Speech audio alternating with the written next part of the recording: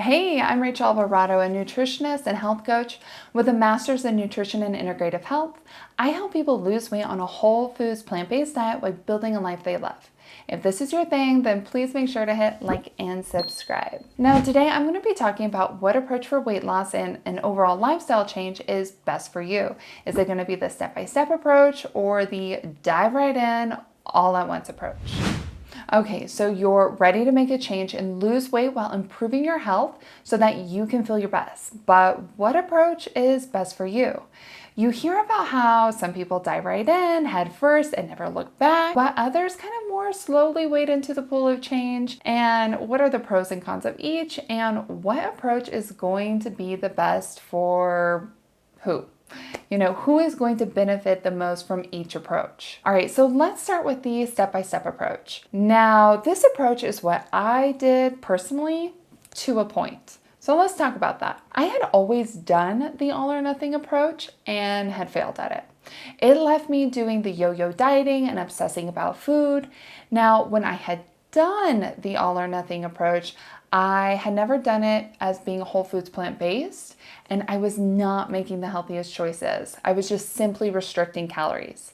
As I now know, choosing nutrient-dense foods is crucial in balancing out your blood sugar and getting over cravings.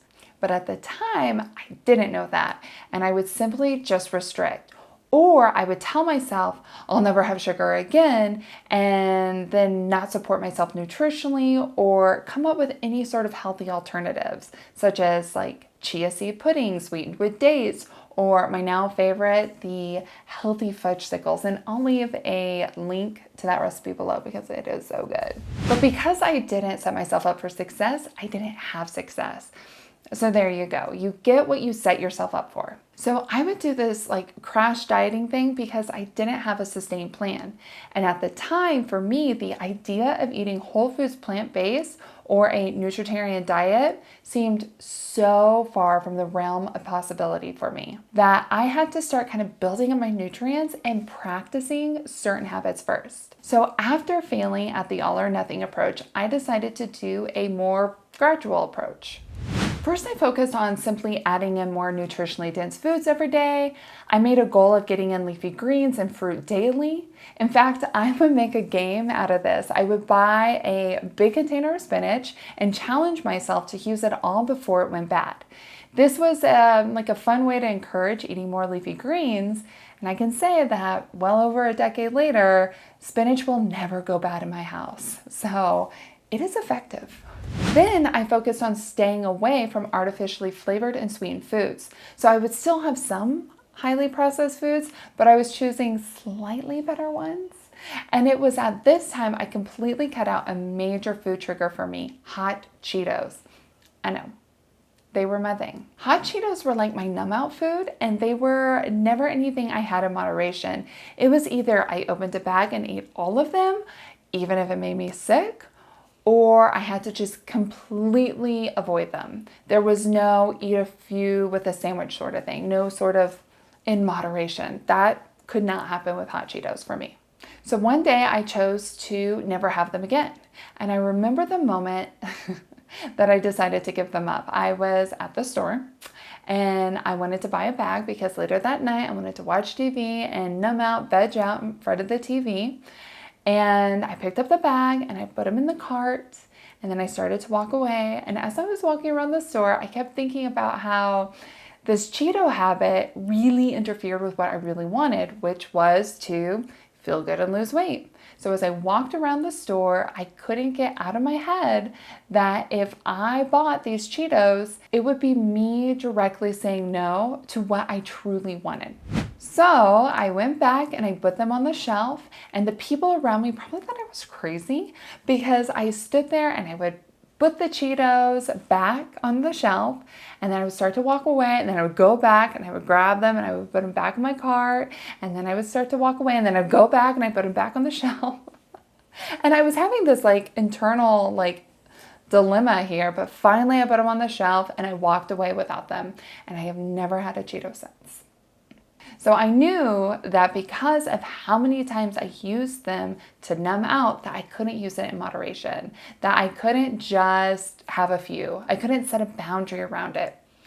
I did replace it though with air popped popcorn, nutritional yeast, and hot sauce. Now, not the healthiest, no, but it's a lot better than hot Cheetos, and it wasn't addictive.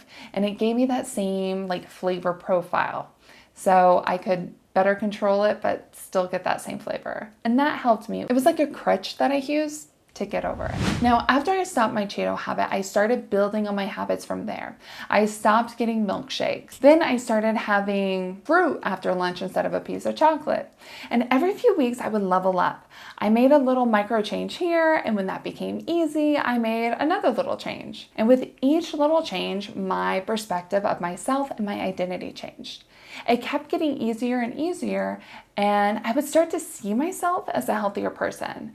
And I did. I felt a lot better. And every time I leveled up, I would see the physical and emotional benefits, and that was really encouraging. So I think this step-by-step approach is great for people who really struggle with seeing themselves as the person they want to become. Sometimes we may want something, maybe you want to lose 100 pounds, but we can't actually see ourselves there. So it's too far from our reality, but we can see ourselves losing 20 pounds or 30 pounds and being moderately healthier. So take those small steps and let the path unfold before you. Eventually, though, I got far enough down the path that I was able to go all the way and fully commit to Dr. Furman's Nutritarian diet, which is a type of whole foods plant-based diet. Now, the drawback to the step-by-step approach is that you don't get the major health benefits as quickly. You will continuously improve as you keep leveling up, and that's great, but it won't be that big, swift, dramatic change in how you feel in just a few weeks. So now, for those who want to go all the way, let's talk about that. I find this is the absolute best approach if you have a chronic disease. Because if you have a chronic disease, you are probably wanting immediate help, and you are going to want to fully commit. So improving your diet moderately will only improve your health moderately. So if you have a serious health issue you want to address, you need to take a more serious approach. Now, for most people, this will be challenging for the first couple of weeks or maybe even the first month or two, but it gets easier the longer you do it. You then get to embrace this new, healthier you faster. If you have struggled with your health, such as having an autoimmune disease, then nothing could taste as good as feeling healthy feels. To do this approach, you need to be fully committed. You need to reach out to friends and family and tell them what you're doing. Telling people around you that you are changing your lifestyle further commits you to your goal. I find people who don't tell anyone struggle the most because it's almost as though they are afraid to identify in this new way, and it's showing a resistance to the change. So be vocal about what you are doing and why. Most people in your life will want to support you, so let them. But unfortunately, there will be some people who are not going to be the most supportive. It happens. Because when you make a change on your diet, a lot of times people see that as a reflection of their own diet and they get defensive. And that can create a little bit of tension, but it will work its way out over time. It's okay. Find the people who support you and lean on them. Now, another benefit and challenge to the all-in approach is that it forces you to change your identity immediately. You are now a whole foods plant-based eating person or a nutritarian, and by making the sweeping change all at once, you are reinforcing this new identity daily. But it's a double-edged sword because it might take you a while to really feel like you are this new person. Those first couple weeks while you are detoxing and getting over some of those food addictions, you might not feel like you have shifted your identity, but you eating in this new way is reinforcing it. So, it goes both ways. But it's like taking a Band-Aid off. Rip it off and get the pain over with quickly. Now, another approach is you really want to focus on nutrient-dense foods and really flooding your body with nutrients so that it helps you get over blood sugar dysregulation and food cravings. So let me know which approach has worked for you in making a lifestyle or diet change. And let me know if you have any questions about losing weight on a whole foods plant-based diet. I hope this helped, and I will talk to you next time. Oh, and don't forget to like and subscribe. Thanks, guys.